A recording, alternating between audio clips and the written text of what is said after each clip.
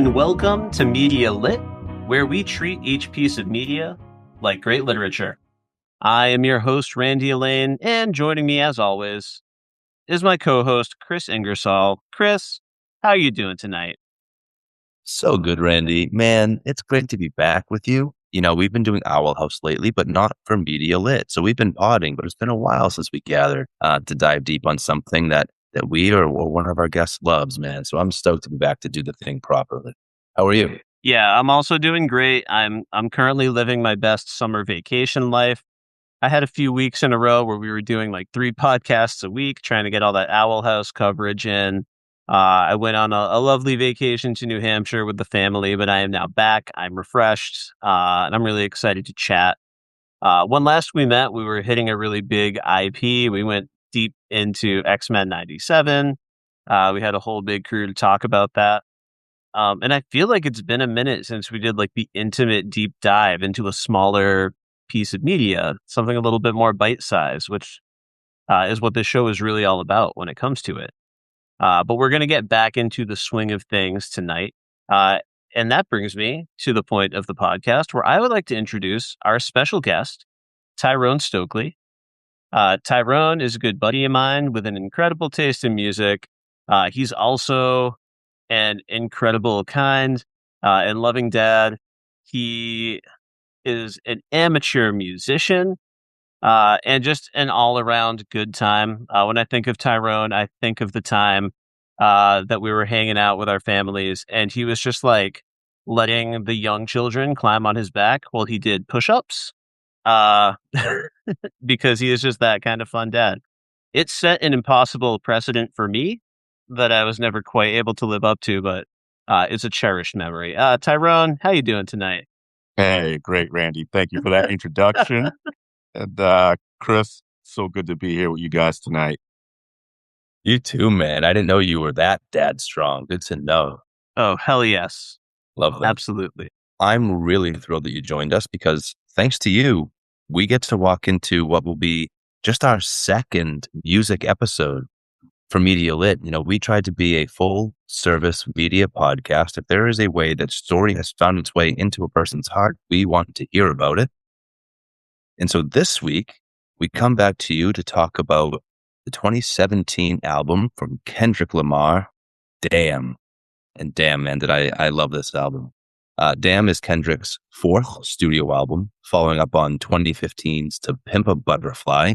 I mean, far more commercially successful than its predecessor, but still, Kendrick's art is as poignant as ever. Damn earned him a Pulitzer Prize and won the Grammy for Best Rap Album. This was a big one. But Tyrone, you assigned us this homework. You brought this to the table. So what am I missing here? How would you summarize Kendrick's Damn? I would say just a classic rap album, once in a generation type of album where reminds me of, Nas's Illmatic from 94. It's on that level to me. Just from the lyricism, the production standpoint, he has a great list of producers on this album. Some of the features where there weren't very many features, but they really, really helped the album move along. And just the storytelling, Kendrick has a way with words and just incredible album.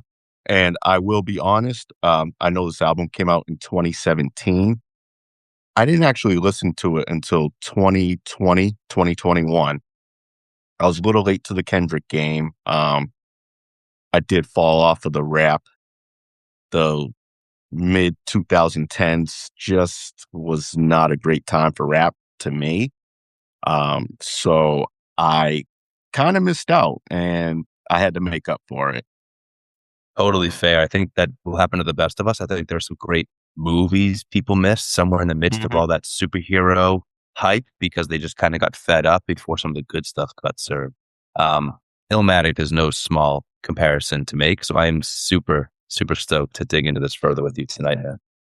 Yeah, absolutely. And I want to jump in on the heels of what you were just saying, Tyrone. Yeah, maybe you were a little bit late to the party, but I'm ashamed to admit that I had never listened to this album until you proposed it for the podcast. So I am really the newbie here. I'm familiar with Kendrick Lamar's name. I've heard a song here and there.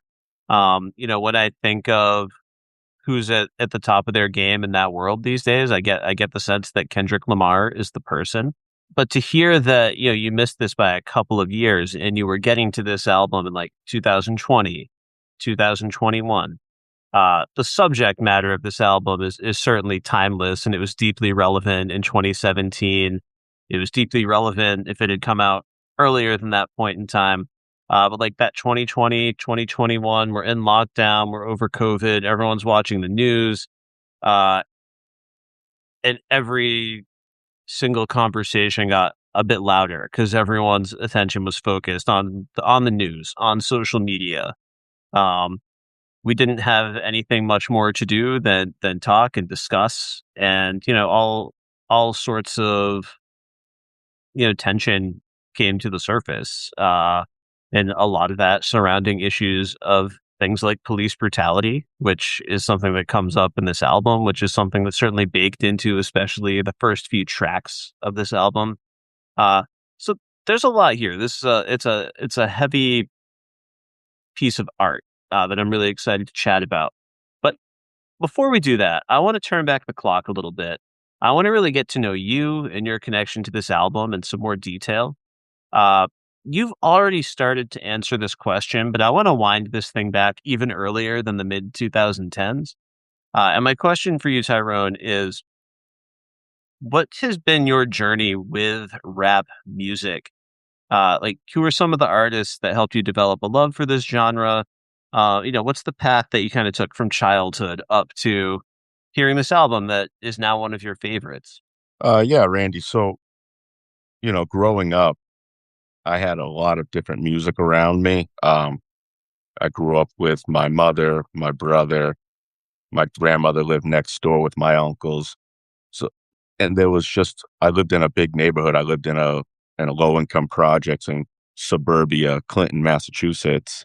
Um, and there was just this cool environment of different music. I had the rap, we had rock, we had a lot of Spanish music in my neighborhood, so I was always hearing something different. Um, a lot of my rap came from my uncle who was in the military. He'd come home with like a suitcase just full of cassettes, Hmm. NWA's newest albums, LL Cool J, just all these albums, Rakim, Eric B. and Rakim. So I was getting a lot of my music influence from him. Um, and then, Yo MTV Raps comes out, and that was just like a game changer because a lot of the music that you weren't hearing on the radio, I don't think it was Jammin' 94.5 at the time, it had a different name, but that station, Kiss 108, they weren't playing all these songs. So, at an early age, I was getting a lot of the New York hip hop, and then all of a sudden this West Coast infusion came out with NWA, Dr. Dre, all these guys. So, that was late 80s.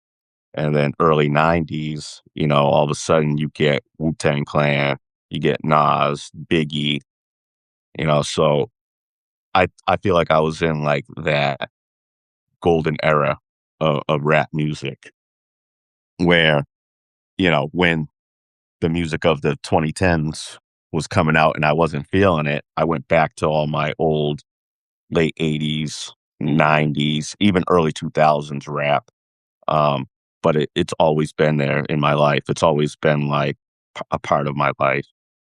And, you know, hearing this Kendrick Lamar album just kind of brought me back to that essence.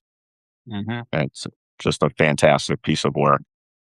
Yeah, so tell me more about that because I'm super curious to hear you talk about the golden age of rap that you came up in, all these different influences on you, this great education that you had thanks to your uncle in music. How does Damn then end up as one of your favorite rap albums of all time? Yeah, I mean, just from the first time I heard it, his lyrics are deep. And a lot of times you miss the meaning.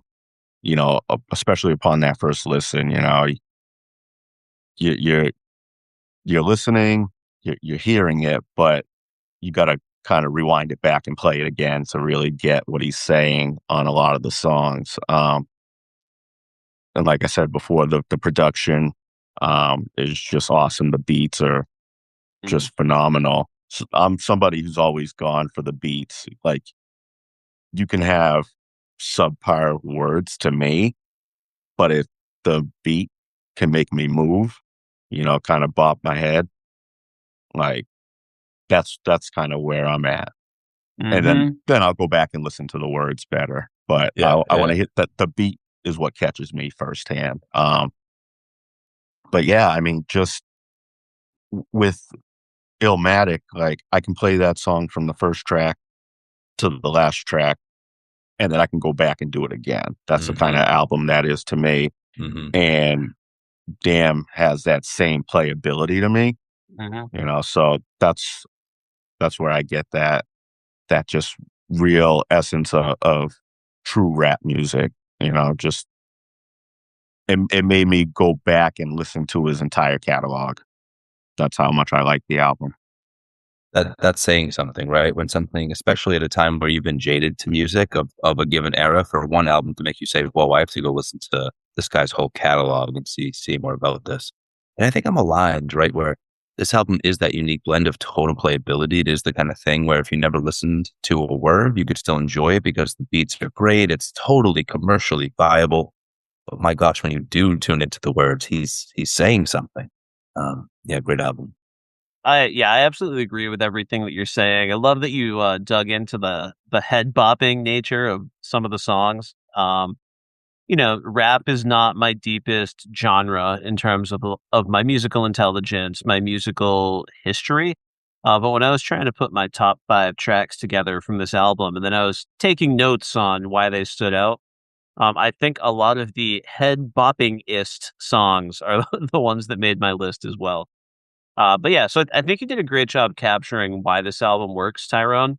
But I was wondering, do you have any particular memory that you associate with this album? I realize that would be a recent memory, but it could have to do with like listening to something on the album itself. It might have to do with like a conversation you had with someone about the album or anything in that vicinity.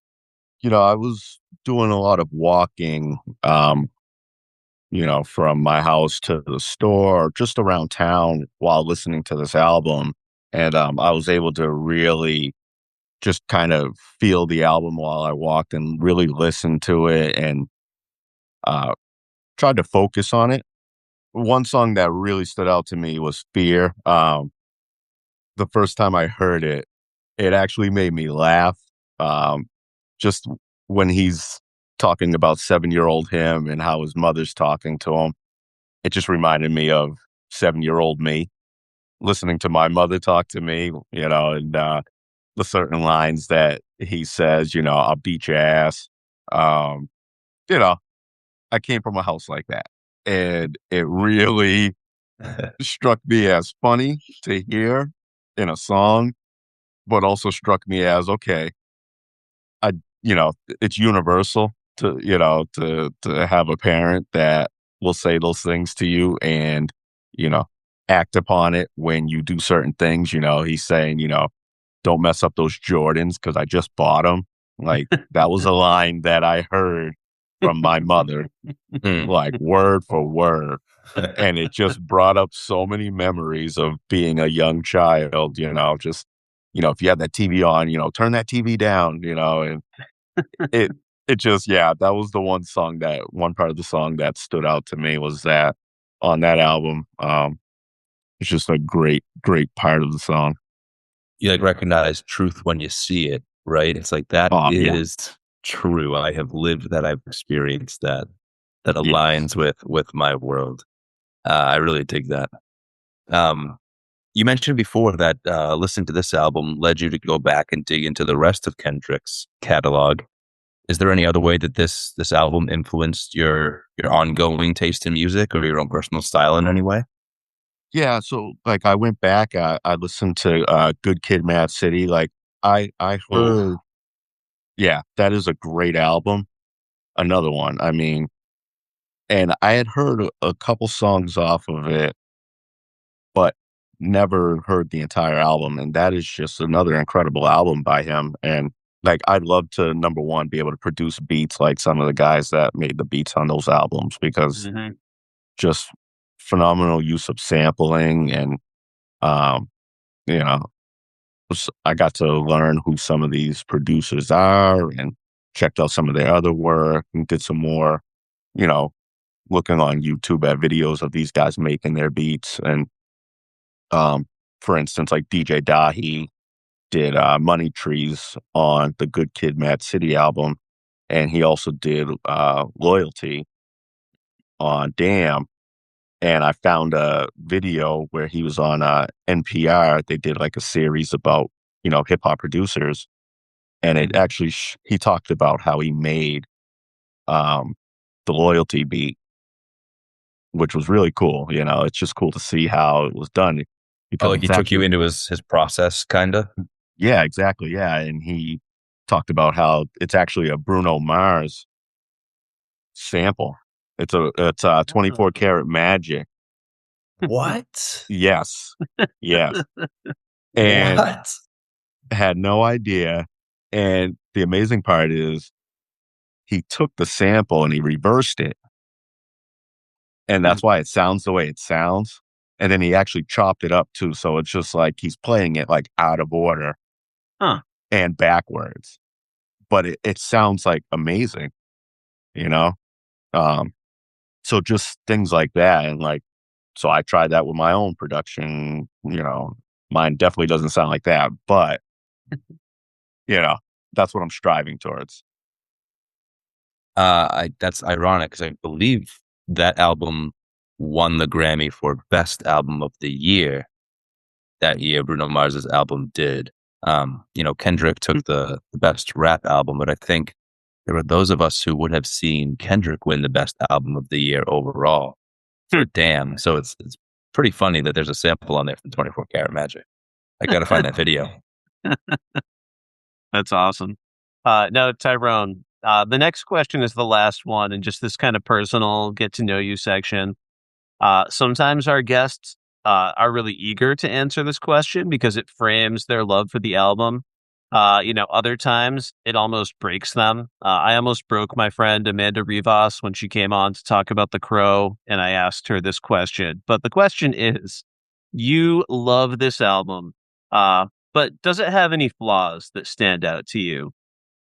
Yeah, I mean, there's a couple things that I would love to be in a room with Kendrick and ask him what was the intro, Blood, the first track.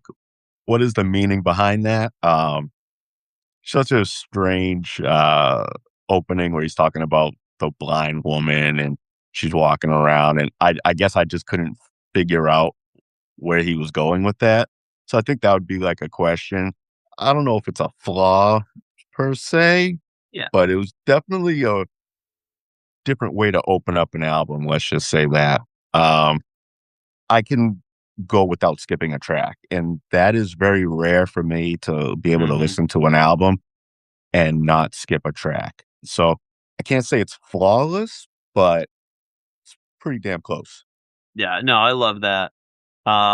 I've got some thoughts on the blind woman that I will share later. Um, I actually took it more or less on its face, but I think when I was looking into that myself, I thought the most compelling sort of like theory or read was, if you talk about a blind woman, that might evoke the concept of justice, lady justice. Could there be some kind of larger thread there? And I think that's interesting and could be there, but I don't think you need to take it to an abstract symbolic place for that to work. But I know I'm going to dig into that when we get to it. So, Kris, Tyrone, we made it through the first segment of the pod. And now this is where the podcast earns its tagline. We treat each piece of media like great literature. And that is what I want to do with the two of you and Kendrick Lamar's Damn album. So, Kris, can you take us into the segment and start digging into this music on a deeper level? Yeah, I think this is where we want to start getting into kind of the theme of it. When we first jumped off here, we talked about how really ultimately this is a story album. Kendrick is taking us on a journey. Um, Tyrone, how would you summarize sort of that central theme, that central story that stood out to you the first time you listened to it? So, something I did notice, number one, if you look at the way the title of the album is written, and each track is one word, all in caps, with a period at the end. I mean, that tells you. I think a period means like full stop. Like this is what the album. When you say "damn," like anytime you hear that word, it's like an emphasis, Mhm. and every track having that bold caps and the period at the end. It's like this is what this song is about. Um, I also noticed that if you look at a lot of the titles of the tracks, you'll have like the opposing view as Mhm. another track. So you have Love and Lust, you Hmm. have Fear and God, you have Humble and like Pride, Right. Yeah. you know, um, just Blood, DNA. It's just like Mhm.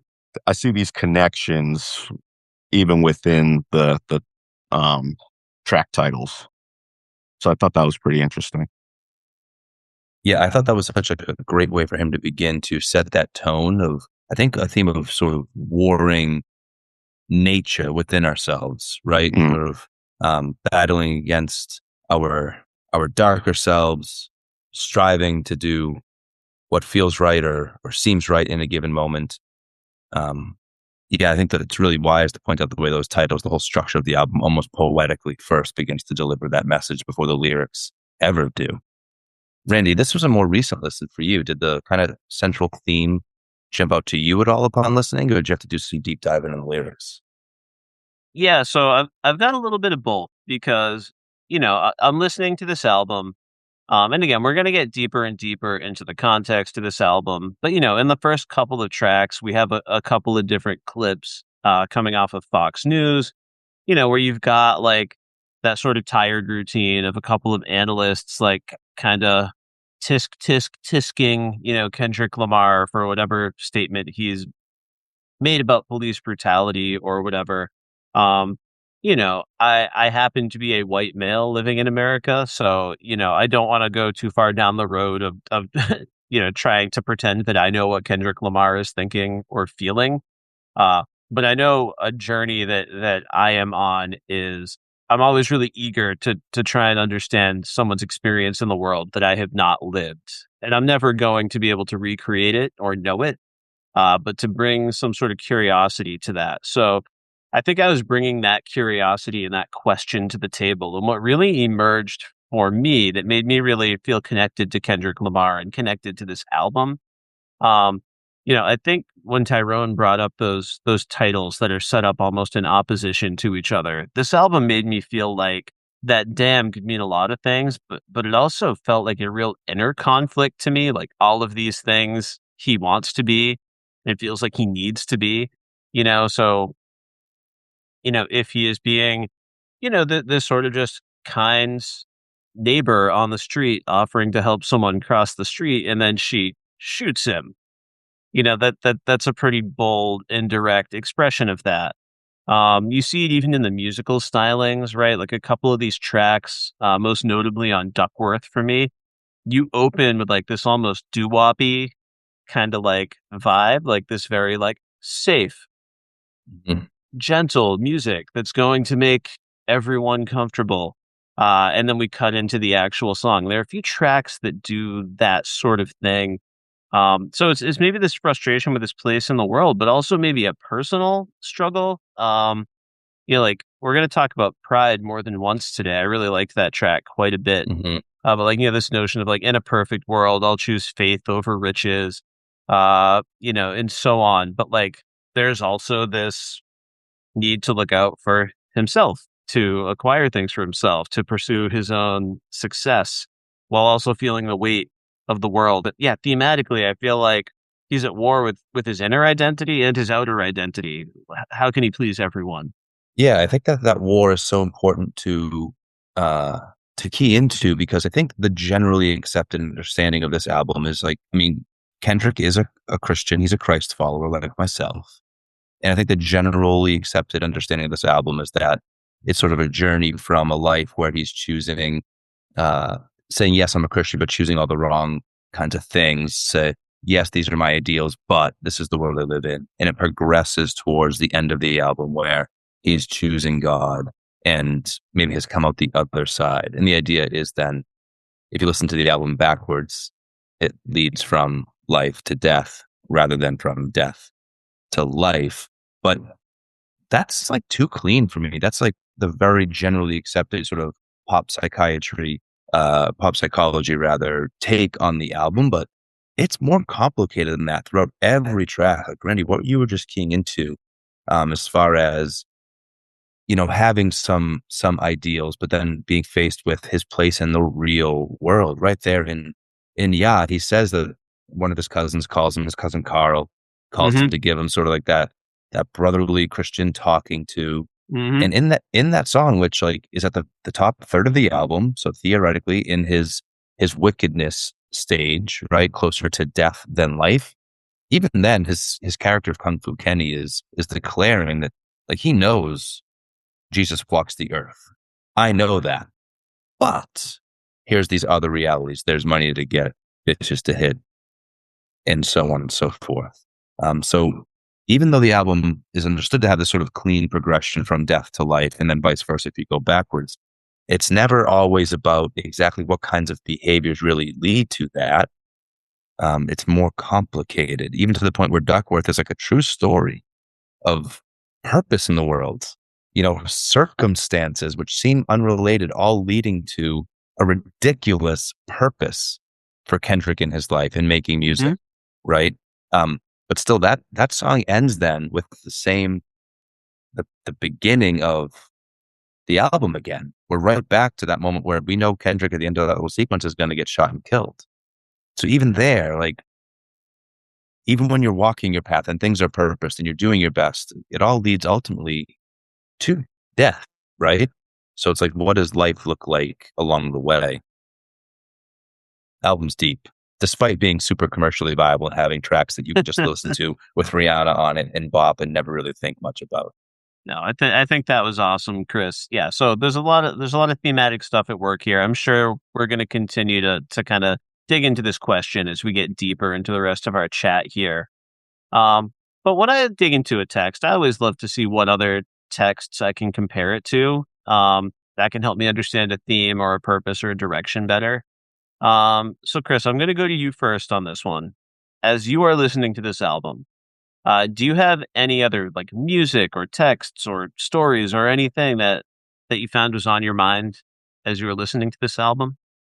Yeah, I don't mean to be annoying, but so the Bible was very much top of mind as I was listening to this, because he's rapping truth. He's rapping about all the same kinds of human struggles that we see like throughout the Bible. I think folks who maybe don't study it too deeply have a misunderstanding that it's like a book full of moral tales about like good people doing good things.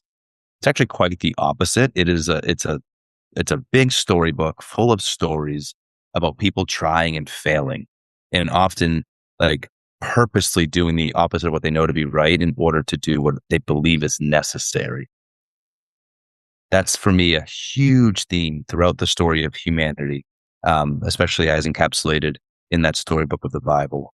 It's the idea that we're so inclined to set aside what we know is right, to do what we believe is necessary. And that's all over this album from Kendrick, right? Like I said in that song, yeah, declaring, yes, I know a thing, but I wish the world could be full of ideals, but.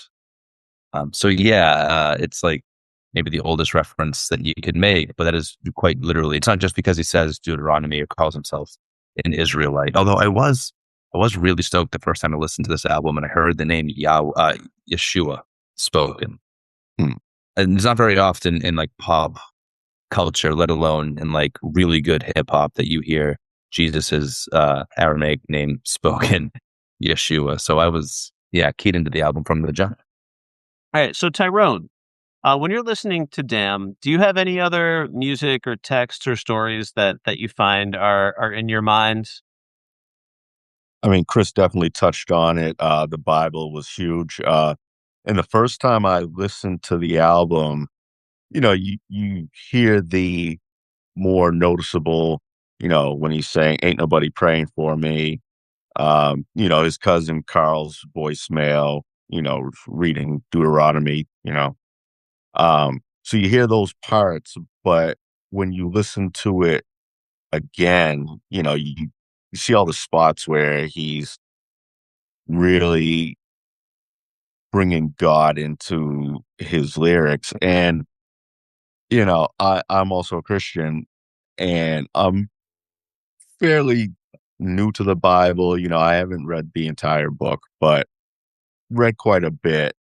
And even listening to the album, you know, I do feel a little convicted, about some of the words he's saying and listening to it. And I think he also feels that. I feel like you can sense it in his music that he's, feeling convicted about lust and feeling convicted about pride. And it, his lyrics really, I think, hammer that point home. He does a really good job of making himself seem like a normal person. He's not just this superstar, amazing rapper, Hmm. you know, he's just like one of us, and he has fears, he has his pride, he has trust issues, he has all the same things that we have. Mm, And I think it's all on display in this album. love that. Yeah, no, I think you both make some really excellent comps there. For me, the whole time I was listening to this album, I really found myself thinking of an author and figure who I'm really fascinated by, and that is James Baldwin.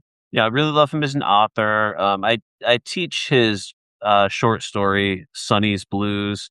It's one of my favorite short stories. It's a really great one. Um, but as I was seeing this figure who was coming across to me is being a little bit torn internally between all these different connections. I was specifically thinking about one of my favorite James Baldwin moments is this interview he did in 1969 on the Dick Cavett talk show, and it's really fascinating, right? I've failed to fact check. I'm pretty sure this aired pretty soon after the assassination of Martin Luther King. Like we're still in that world. And this interview is fascinating to me because it seems that Dick Cavett's goal in this interview is can he get James Baldwin to say something that is going to make him and his audience feel comfortable, right? Like he keeps re-asking questions and more or less trying to politely ask James Baldwin to sort of tone down his language and his response. Uh, and James Baldwin refuses to do so. He refuses to agree to make Dick Cavett comfortable. And there are a few. I wrote down way too many quotes than I can actually read right now, but just want to throw a couple of them at you. Um, and at one point, James Baldwin is saying to Dick Cavett, perhaps I know more about you and your institutions than you know about me. And I think he's trying to pinpoint that as a reason why, people sometimes get so uncomfortable around, questions about race and dynamics. So to see someone feel like they've got this weight on their shoulders, that really stood out to me. Randy, love all that, dude. So glad we have an English teacher in the mix with us, so you can pull from such a deep bag. I did watch this interview, and it's powerful. It's powerful how, to your point, he just refuses to sort of give an inch there, knowing what Dick Cavett wants from him. Yeah. Yeah. Again, Dick Cavett's trying to regain what would make him feel like he was in control of the interview. And he says to James Baldwin, "I get the feeling that sometimes you overstate for rhetorical purposes."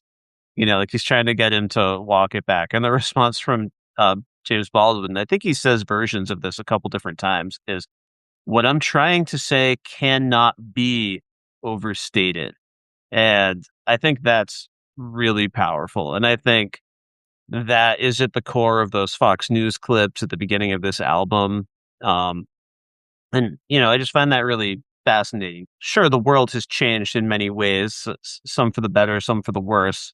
But there are these core misunderstandings that people are still trying to find a way to see eye to eye over. So yeah, I really found myself locked into that interview, James Baldwin, and this sort of impossible figure that he's being asked to strike in the public eye. I also watched the interview, Randy, and yeah, I mean, I think James Baldwin was just amazing throughout the entire interview. And, again, he had some just awesome points. He says one part where he says, "You want me to be an accomplice to my own murder."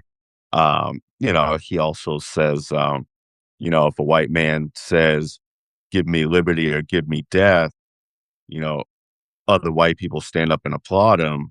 But if a black man says it, same words, he's looked at as a criminal. No, they want to take him out, just like, Malcolm X and just like Martin Luther King. Like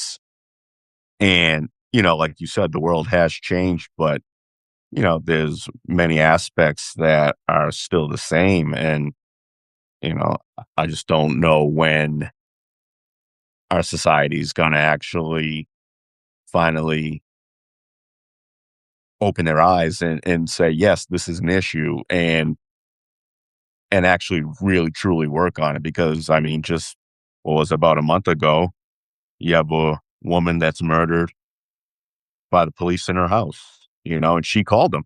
She called them.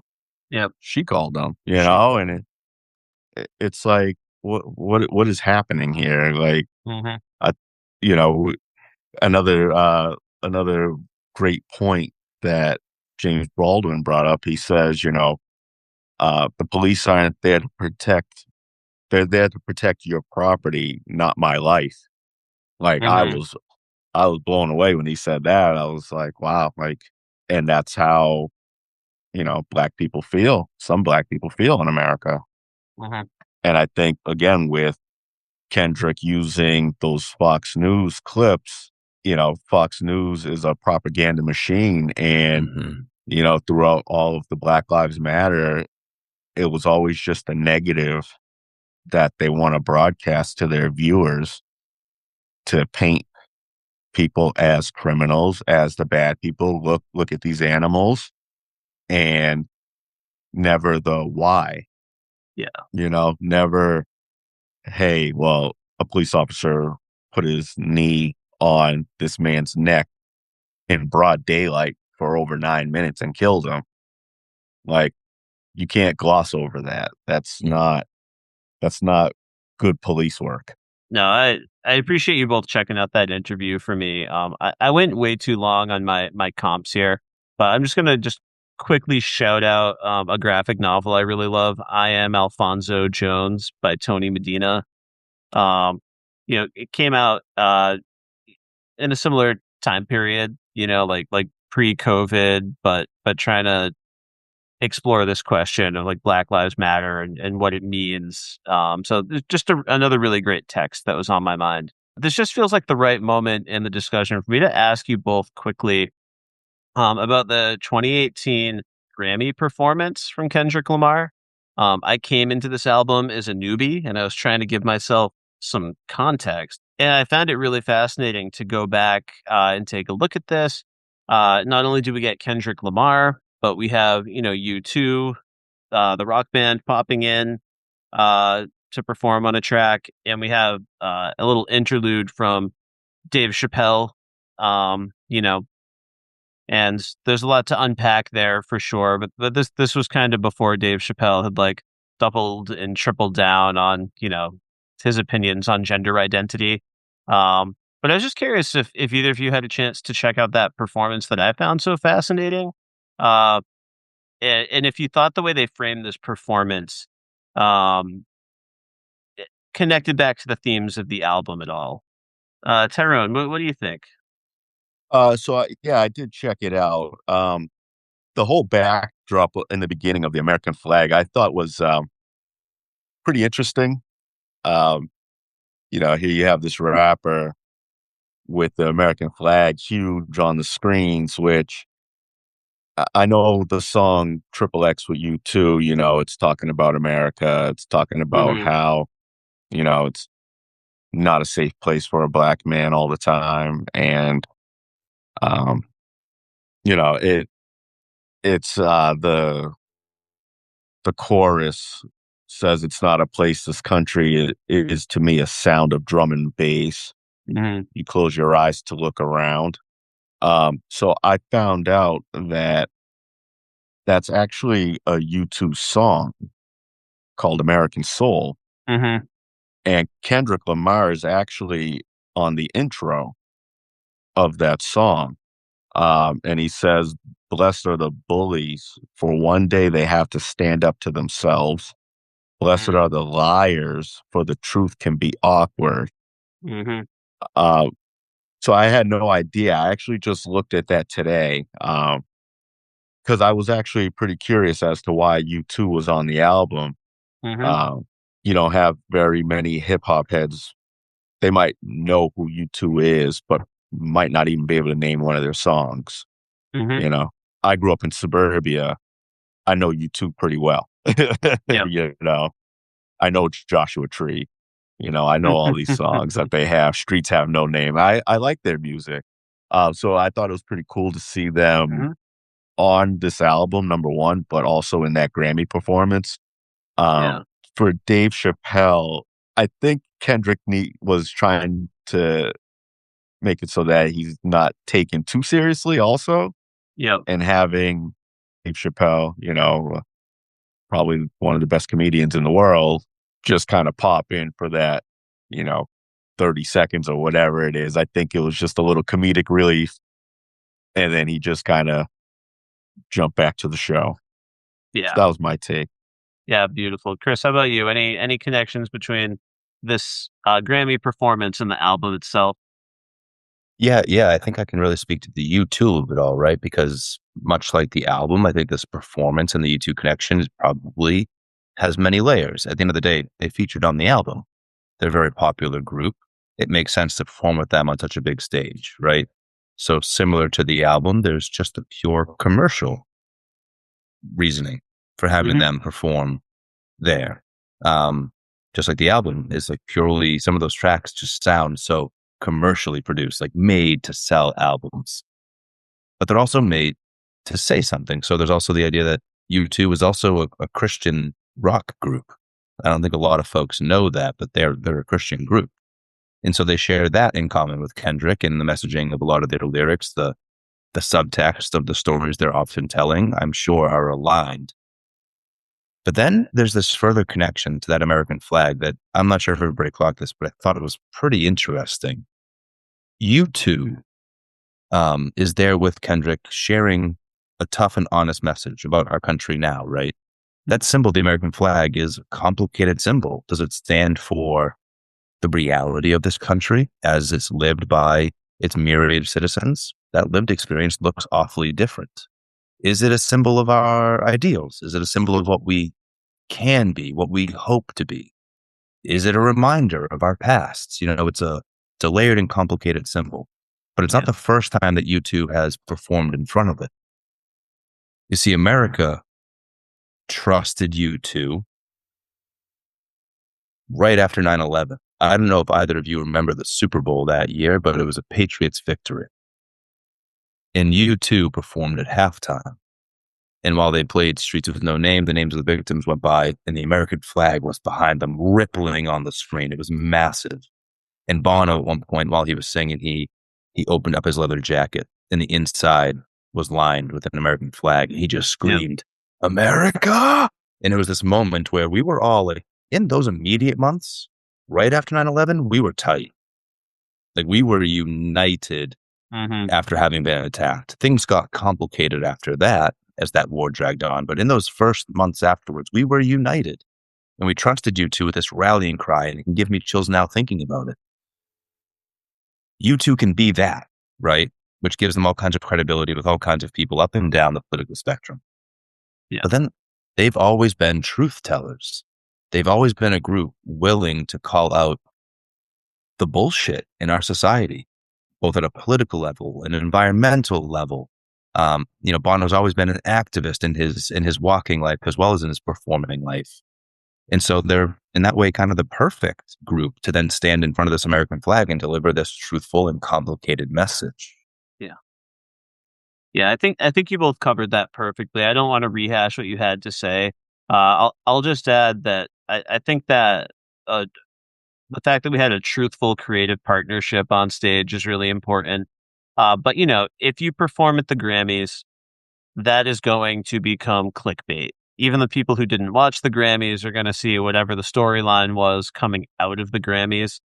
And what I loved about that performance is I felt like it was all this desperate attempt to almost beg people to take this album seriously, right? Because the second you go on the Grammys, Kendrick Lamar is going to be back on Fox News, right? There's that whole simulation of a bunch of performers on stage being gunned down at one point in the performance.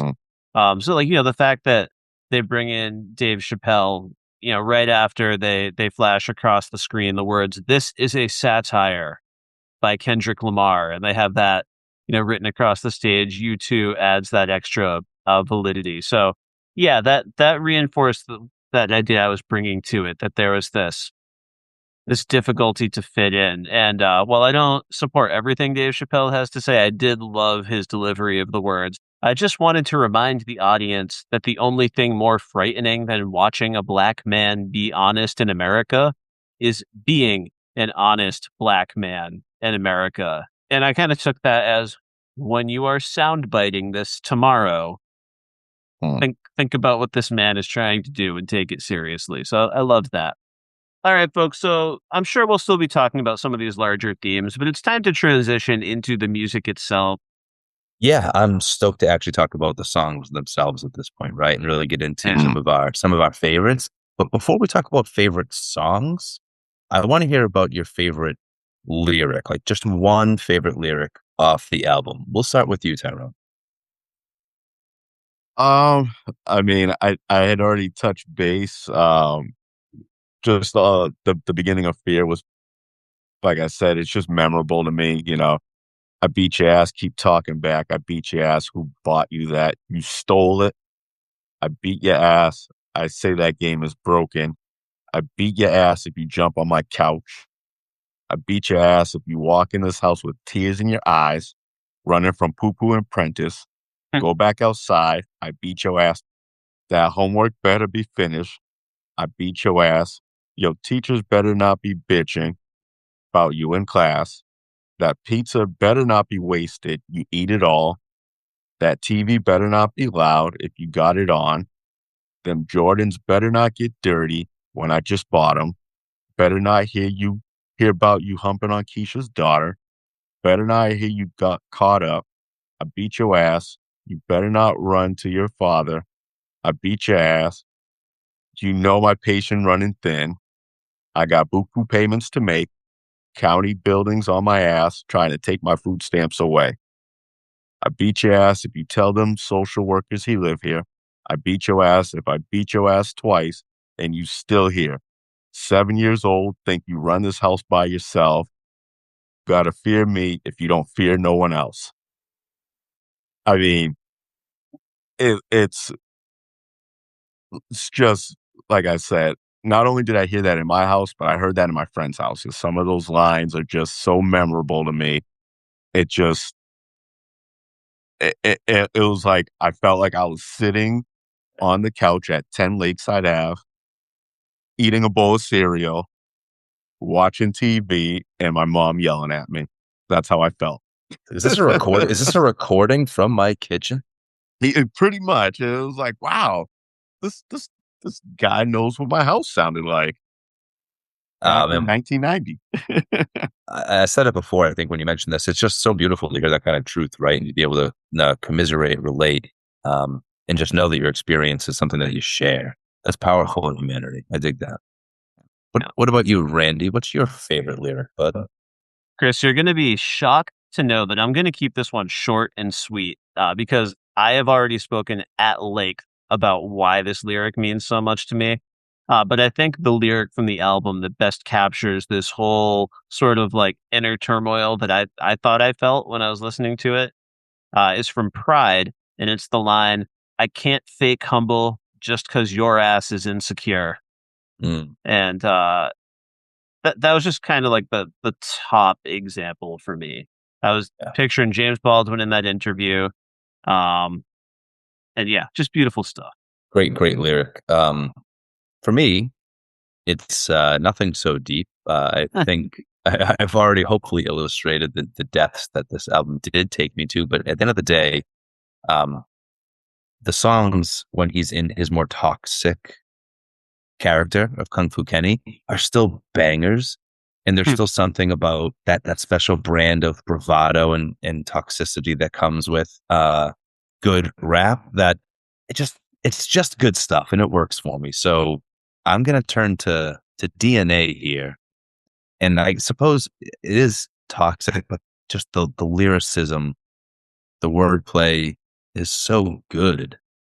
So after saying you're a bitch and your hormones probably switched inside your DNA, problem is all that sucker shit inside your DNA. Daddy probably snitched heritage inside your DNA. That's all brilliant. Like that's just really good rap battle. I'm here to diss you, bravado and toxicity. But then backbone don't exist. Born outside a jellyfish, I gauge. The first time I heard that, I remember stopping and going back and listening to it again to make sure I really understood that he just invoked the invertebrate nature of a jellyfish and used like the little phrase I gauge, which is also like elevated language within this moment of toxicity and sort of just like hip hop bravado. Ending it with see my pedigree, most definitely don't tolerate the front, tying it back to the idea of heritage and DNA itself and the person that he was insulting. It's just phenomenal writing, phenomenal rap. Yeah. Perfect. I love the lyrics you both chose. And our last segment here is we've now got to get into these songs from this album and just kind of pull out what some of our favorite songs were. Now, our original plan was we were each going to kind of craft a top 5. We were going to carefully, number those from like our 5th favorite to our first favorite. And what we found in practice was we all struggled. And I think we kind of got into why it was difficult to do that earlier on because we've got different phases in this album. We've got songs that balance each other out, where the meaning changes when you listen to one song in connection with another. So we all came up with the top 5, but weren't quite comfortable committing to an order, right? Because they're all going to reflect something a little bit different. But we pooled our lists together, and we're going to kind of dig through the ones that came up the least often, up through the ones that came up the most often. So one of the songs that only made one of our lists was "Yeah," and Kris, that was on your top 5. Talk to me a little bit about why this is near the top for you. Yeah, I think I mentioned it before, but I think that this song in general kind of encompasses the complicated nature of the album overall. It does appear in the kind of the top third of the album, so theoretically when he's closer to death than life. So lyrically, I find it interesting within the theme of the album. It's poignant, but also it's just a really good track. The beat is slow and syrupy. I remember the first time I heard this, it was just giving me like top down, slow riding summer days.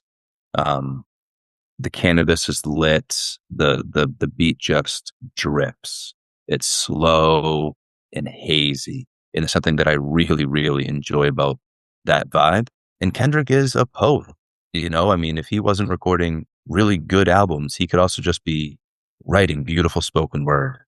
He could be the poet laureate of the US. Mm-hmm. And so I love the repetition of "yeah" throughout the song. It's both just like a really good punctuation mark on a sentence, but like the song itself, it's layered in meaning. Like Yah is a Hebrew word, right? It's one part of the Hebrew name for God, that tetragrammaton. It's often the shortened version, right? Folks will just refer to Yah. It's at the end of the word hallelujah, which means praise God. But also it's sort of in its most basic root usage is like the form to be or I am. And so while I think Kendrick is using the word like it's the word Yah, just sort of an English throwaway term to trail off a sentence, I think he's also invoking the name of God each time he says it. I think that he's also declaring that these things in my culture, they're true about me. They are my I am. And so that's why it's repeated over and over and over again throughout the song. Again, top third of the album, really early on, but it sets a tone for sure for the overall. All right, so next up, another song that only appeared on one top 5 list was Element, and that made it onto my list. Now, I was as surprised as anyone to see this song here, because from the simplest perspective, I love the beat in this song. I love the flow of the lyrics. It's really head boppy for me. But the reason I was kind of surprised to find it here is some of the lyrics here are a bit rough. You could certainly go so far as to label this song, misogynist. He's going on about his physical, sexual relationships, and there's this repeated phrase of "I'm going to make it look sexy." It's like this really sort of self-indulgent sort of I'm in charge, I'm in control, and in this almost toxic sort of scary way. But that's not why I love it. I think this is even part of the reason that Grammy performance jumped out to me. That whole line of "this is satire," because thematically, I feel like the song is sort of capturing someone who's lost themselves, like they're stuck in this pride, this bravado, this toxicity. And even in the song, I feel like that gets supported a bit because right at the end, like the last time we hear a verse, it's really been slowed down. It almost sounds like it's mocking itself in that final verse. Like in my mind, it's almost posing the question, like, what is this attitude and this vibe in this song? So I found that interesting. But yeah, on a simpler level, the way those lyrics flow really worked for me. I was looking at that song and heard that it was possibly a diss track also. So with all the Uh, bravado and, you know, I have to slap somebody, I'm gonna make it look sexy. yeah. Supposedly it was a diss to Big Sean and Okay. supposedly Drake before, what just happened recently. So I think it was like a precursor to the whole diss battle that they just had against each other. I appreciate that, Tyrone. I was missing the context, but I think I caught the right energy at least from the song. That's perfect. Speaking of Tyrone, our next track, one song that only made it onto one list that made it onto Tyrone's list was Fear. Tyrone, talk to us a little bit about Fear. I think All you right. have a little bit already, but you might have some more Yes. thoughts you want to share. I just love how he talks about his life when he was 17, and 27. And it's just Mm, like progression of going from, a young adolescent to a teenager and those fears that you have, as an adolescent to a teenager, they shift. Before you're fearing your mother, when you're young. And then when you're a teenager, now you're fearing things that are going on in the streets. You're out in the streets more, and this wasn't, in my neighborhood, but in his neighborhood, fearing going to the store, going to a friend's house, getting shot. There was gangs out there. So those were the fears that he was dealing with at 17. And then, 27, he's dealing with the fears of, okay, now I'm a little successful, I got a little bit of money. Uh, you know, I'm fearing, the people around me, and I'm fearing of losing my money or fearing losing myself, mhm. losing my friends and my family. Fame can definitely make somebody, a totally different person. I just love that about the song. Also love the production on the song. And one thing I did learn when I was researching the song is that The Alchemist actually produced the beat, and he's like one of my all-time favorite producers. And then after I read that, I was like, yeah, it does have that Alchemist kind of beat feel where very minimal on the drums. He just took an old soul sample, which it's this group called 24 Karat Black, who I had never even heard of, but the song is called Poverty's Paradise. And that's what you hear throughout the song, that poverty's paradise. I don't think I could find a way to make it on this earth. And it's just a very simple beat, but it's just an amazing beat, and it just fits the song so well. Having the voicemail from his cousin at the beginning and at the end of the track, I thought was really, an awesome touch to the song. But I think it tied it all together. So really, really great song. Yeah, absolutely awesome. Next up, a song that only made it onto my top 5. This is Loyalty. We've talked about this track a little bit. I was the newbie to this album. I've got, probably the worst like rap history pedigree of the 3 hosts here tonight. And this one's a crowd pleaser. Rihanna is here. I love the flow of this song. It's a ton of fun, and it's maybe one of the only songs that I found myself wanting to like belt out a lyric to. Like when you get that really extended, like no switching sides. Like I love that little interlude every time that pops in. And honestly, for once, I kind of shut my brain off, and that's just the song I was maybe vibing with the most on just a pure how did I feel with the song playing in the background. So love it, and I was really happy to learn all that stuff Tyrone shared earlier about the sample and the whole history there, and I only love it more now. So thank you. You can't argue with Riri, man. You put her on a track, and it's gonna be a good track. Absolutely, absolutely. Kris, we're going right back to you. You had Feel in your top 5. You're the only one that had that on the top 5. So tell me a little bit about it. Again, I think that this one for me just really comes back to that poetic nature of Kendrick's writing and performance. Like this isn't really a song to speak of. It's an emotional explosion. It's like, it's inward looking, it's outward looking. He takes some time to really talk about how he's feeling about external forces. He starts to look at then society and how he feels about those things outside of himself. And he starts to think about how those things affect him inwardly. You get this repeat, ain't nobody praying for me, which maybe is a theme throughout the album. The idea of a person alone and isolated. And in this rant, that was the feeling that I had. Like, I don't love how the song makes me feel when I listen to it. This is the opposite of Yeah, or maybe something like, to your point, as easy listening as Loyalty. This is tough. This is like being in, like I picture being at a poetry reading rather than a performance, and how you would feel as the poet just poured this out with emotion, all of themselves just dripping onto the page, dripping through these words. It would be uncomfortable. It's, art is moving, not always in a way that makes you feel good. And that's how this song really makes me feel.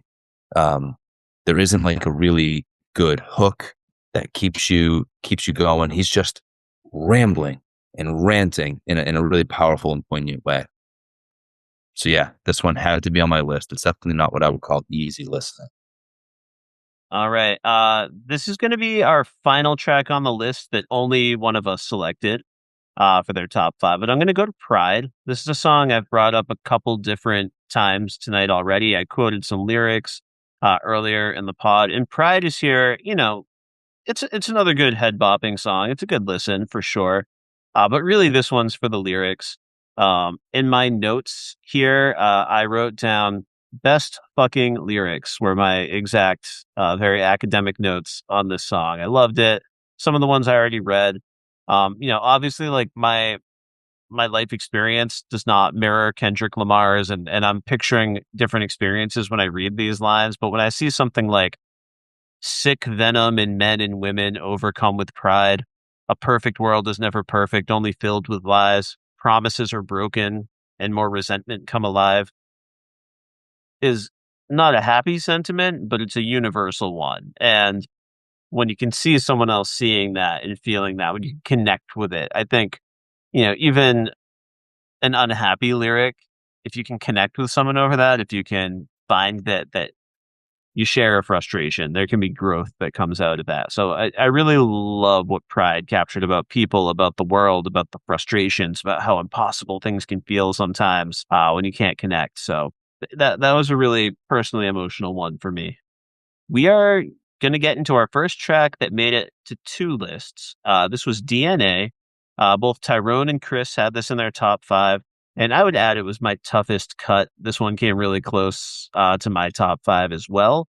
But Tyrone, I'm going to go to you on this one. Tell me a little bit about DNA. Why is this one in your top five? First the opening with the Fox News segment. I mean that it's just a great way to start the track because everything that comes after it is just explosive. You know, he's just raw.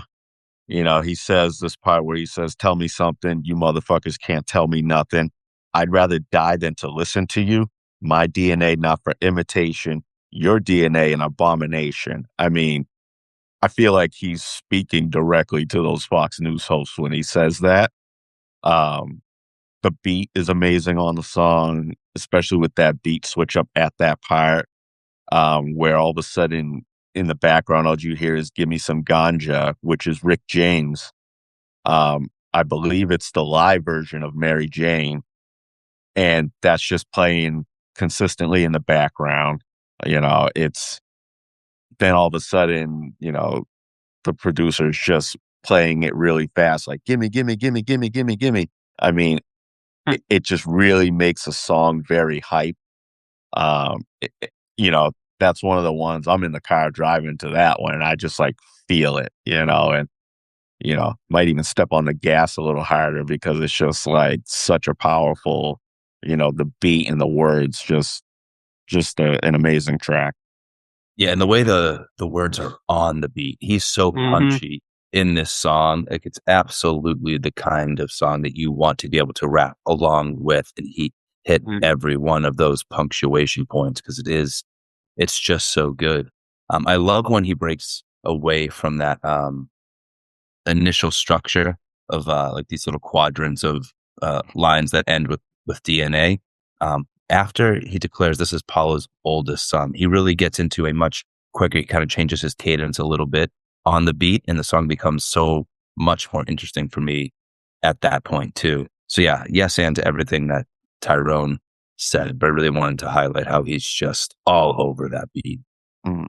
Yeah, absolutely. The next track that made it onto two of our lists was "Humble." That was on my list and also Tyrone's list. My toughest cut for sure. My toughest cut. Yeah, and I mean, the only reason I'm jumping in here first, Tyrone, is I think I kind of got to the bottom of why it means something to me when I was talking about Pride.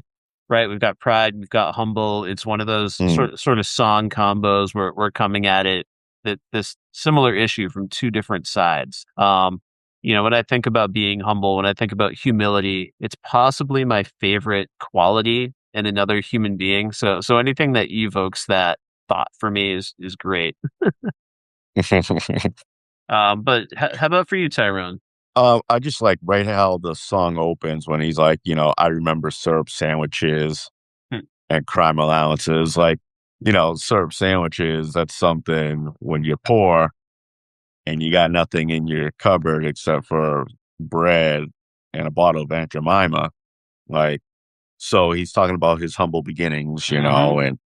and where he comes from. And I think it's very important for someone in his position, I think, to Hmm. remind the listener because a lot of rappers will talk about what they have now and they might talk about their past, but it might be like the drug dealing, the hustling past.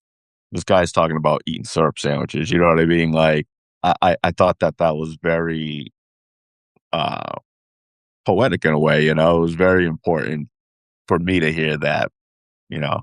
Mm. because it kind of, again, it brought me to that place where, yeah, I didn't have much growing up either, so I can relate to this, Yeah. another relational moment.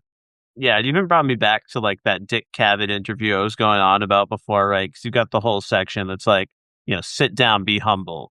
Sit down, be humble." Like, it almost Mm, becomes like a demand or an mhm, instruction that feels belittling. So you'd almost right. understand why someone would want to push back and refuse to just, like, settle in, and be humble for the sake of someone else's comfort. So, yeah, Yeah. great track. We're getting near the top here.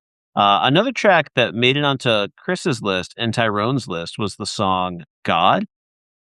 Kris, why'd this make your top five? So God is the second to last song on the album. So I like kind of going back to that very, very basic surface level reading of the central theme. Like, this is when he is theoretically closest to the source of life, closest to God, to Christ, right?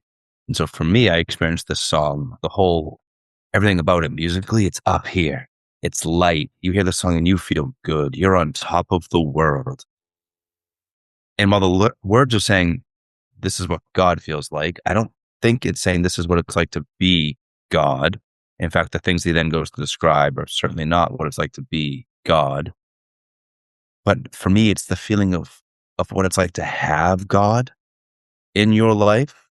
Because when you have God, you have ultimate grace and forgiveness. You have a person that you believe knows you so intimately well, better than anybody else ever could, and still loves you totally and completely. And so these lyrics aren't all about Kendrick living some moral life and making all the best choices. The difference now at this point in the album is just that he has more peace with it. He's not riddled with guilt. He's not wrestling with conviction over the things that he's had to do, the difficult choices he's had to make. He's no longer wrestling with who he is today. He's sort of sure of himself and his identity in God. And that energy, that lightness of how good that sense of security feels is all over this track. So yeah, I think when you look at the words, it can be confusing. Um, don't judge me. My mama caught me with a strap. Don't judge me. I was young, fucking all the brats. Like, these are not things he's like confessing idyllic behaviors by any means, but he's relating to them differently now. I don't think that's saying that he's giving himself permission for all the things that he's done and experienced in his life, but he can receive forgiveness and grace, which is a totally different way than to walk forward weightless. I think that was actually a really good take on the song. I was the part where he's saying, like, laughing to the bank, like, aha, flex on swole.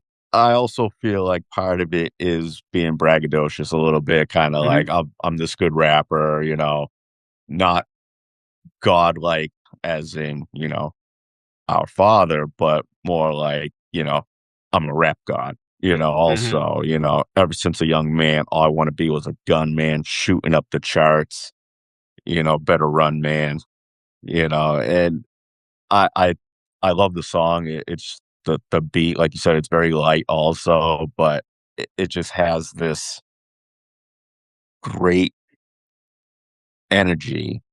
It's not super hype like DNA, but it's also not slow like Fear. It's got that Hmm. nice just cadence to it, and the beat carries the song, and his words are just very, you know, they just flow perfectly with the beat. That's why it's one of my favorites on the album. Yeah, I love what you both had to say about that track. Really beautiful stuff. And that brings us to the last track that we're going to dig into today. It was the one track that all three of us selected. This was Duckworth. And, it's unsurprising that this made it onto all of our lists. This is the final track on the album. Maybe you are a podling who is kind enough to listen to Media Lit, and maybe like me, you're not up to date on Kendrick Lamar.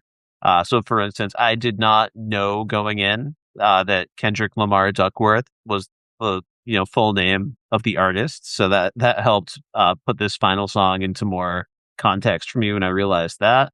Um, I love the story at work here that I'm going to let my co-hosts for the night dig into. But I just wanted to say really quickly, This was in the running for my favorite lyric as well. Just for the lines, you take two strangers and put them in random predicaments, give them a soul so they can make their own choices and live with it. I love humanism, humanity, individual choice. This idea that people can, sometimes make choices for good or to do right by one another or create an opportunity for another person. So I think that spirit really puts the song at the top for me. How about you, Tyrone? Yeah, so I just really love the story behind the song also.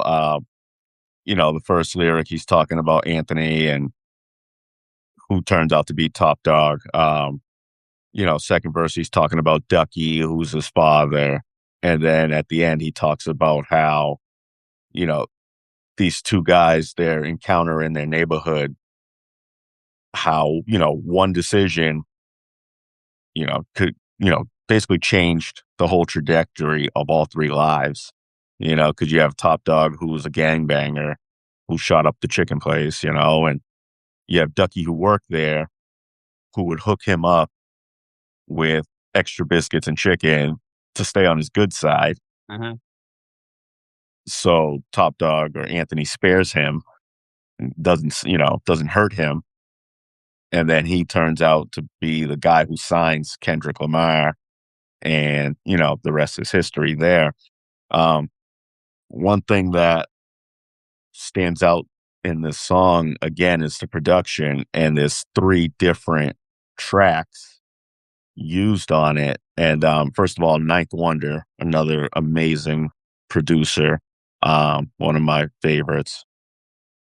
He produced this track, and he also has a video on YouTube, the same NPR series that DJ Dahi was on. So definitely, if you get a chance, check that out.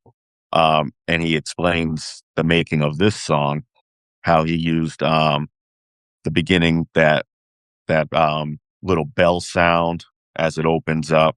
It's Ted Taylor, "Be Ever Wonderful" is the name of the track. And Ludacris actually used that for Splash Waterfalls. So if you remember that song, you'll know where that sample came from. Then he used another track, Atari by Hiatus Coyote. I've never heard of the group. Another, the way he chopped up that sample and used it, it was amazing. And Ostavi Tribe by September, again, another song I had never heard of, but um,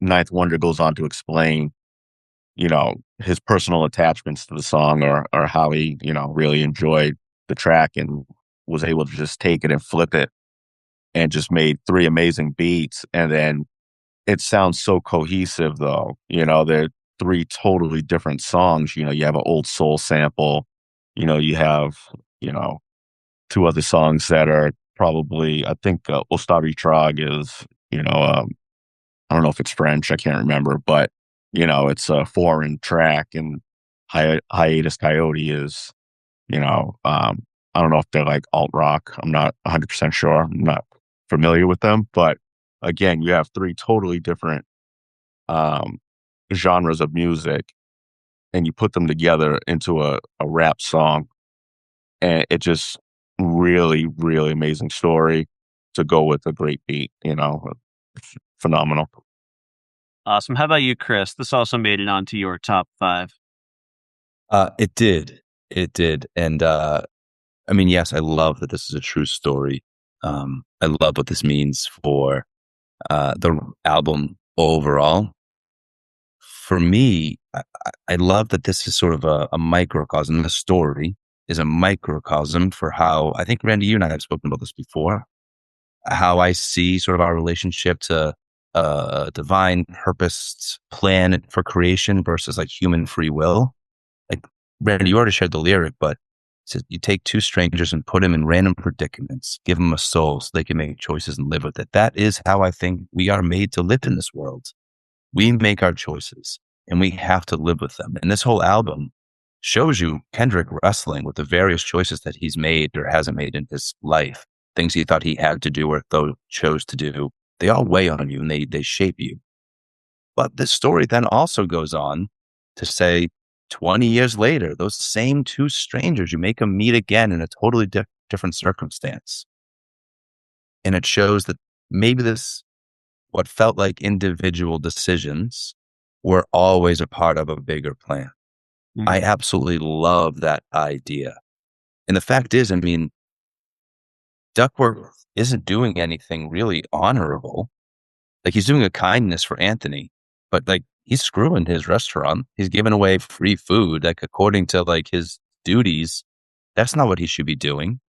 But he is doing something wise, and he's currying favor that then saves his life, that then benefits his son and all of us 20 years later as we get the greatest rapper to ever do it. And that's like right out of the Bible. Like, Jesus gives a parable about a manager. He works for like a boss, and the boss is upset with him for mismanaging the properties, and he knows that he's about to get fired. Like, he knows that he's in trouble with his boss. So what this guy then goes and does is goes to all the other people who owe his boss money. And as the manager, he tells them all to change the debt that they owe to a lesser number. Changes the little paper so they all owe his boss less. Jesus tells us he did that so that those guys would think well of him. So later, when he's been fired and he's in need, these people will have his back. And in the story, Jesus shares that as a positive, that man was acting wisely, shrewdly. And it's like a positive parable about that behavior. But it wasn't honest. It was dishonest. And yet it was somehow also generous. Like, that debt in that time is a very serious thing.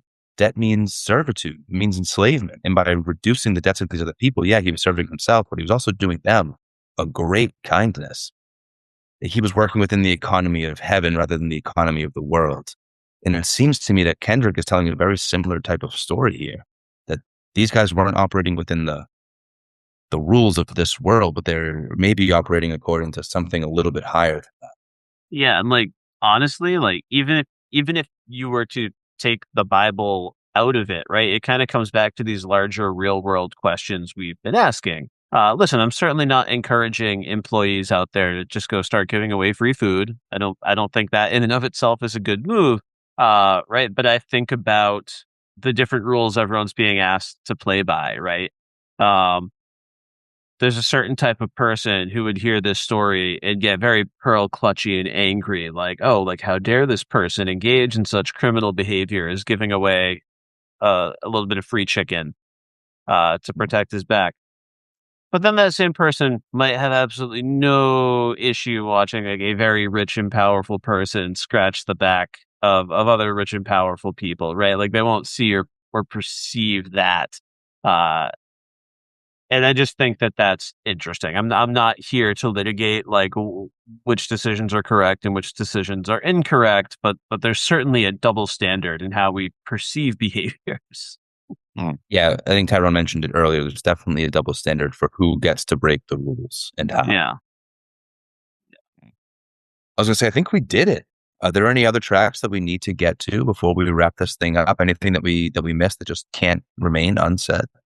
One of my honorable mentions, I would have to say, is Triple X. And I listened to it again today, and there's just a lot in that song. And, having you two on it, singing the hook is in itself great. But just, talking about America and some of the lines, he says, he's talking about I'll chip and then throw the blower in his lap. He's talking about like shooting somebody and then going down to the courthouse and tell them I did that. Like, he's talking about how one of his friend's son is killed, and he's calling Kendrick and saying, you're a man of faith. Can you pray for me?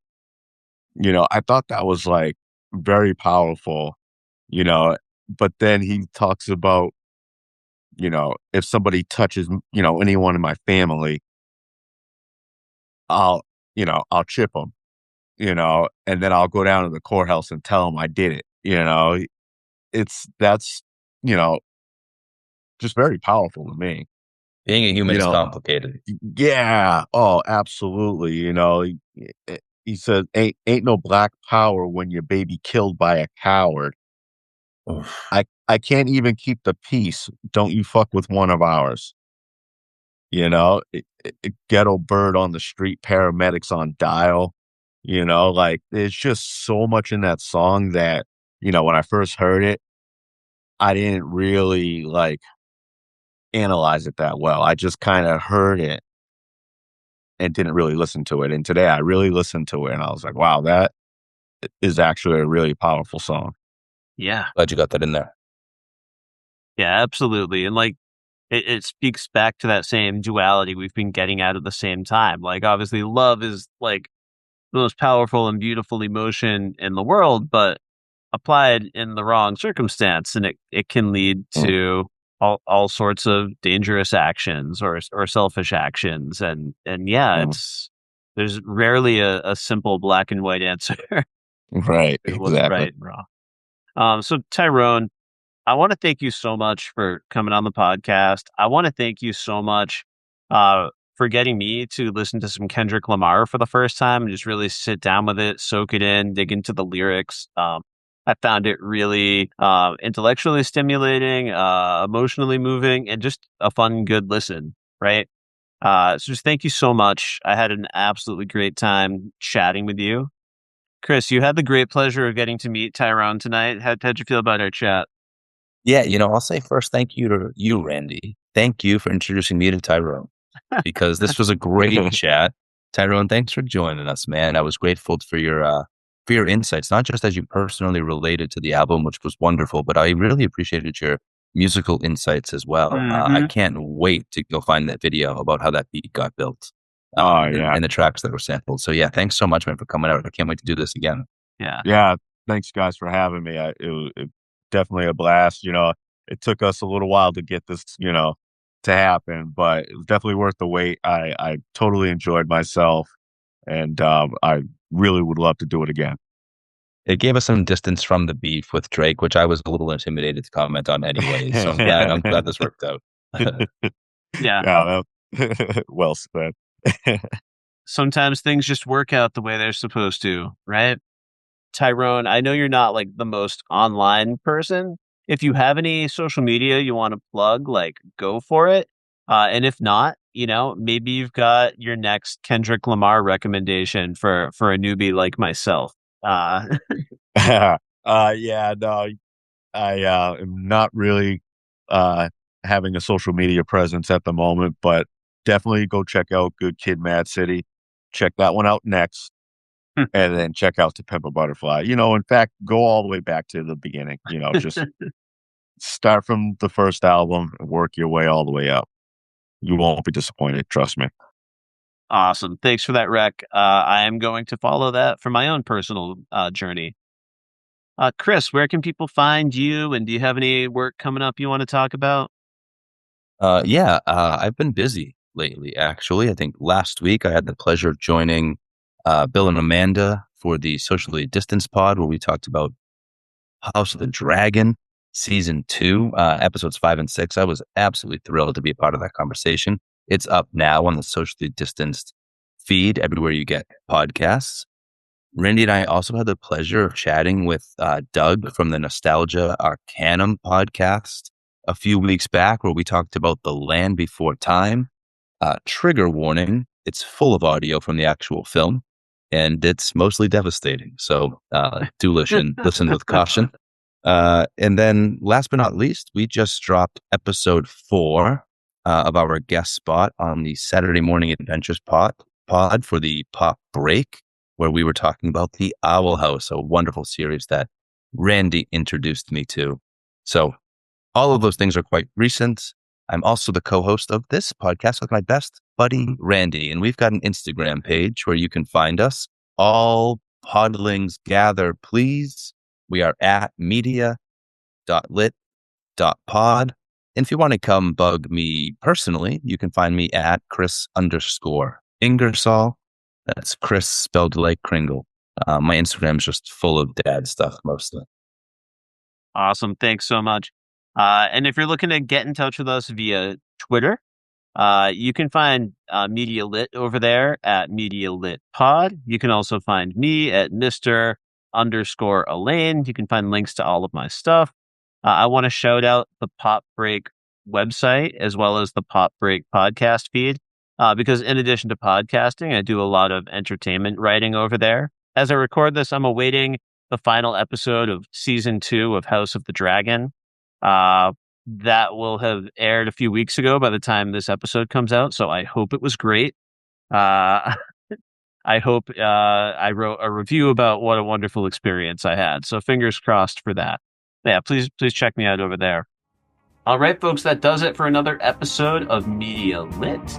Thanks for joining us, and we will see you next time.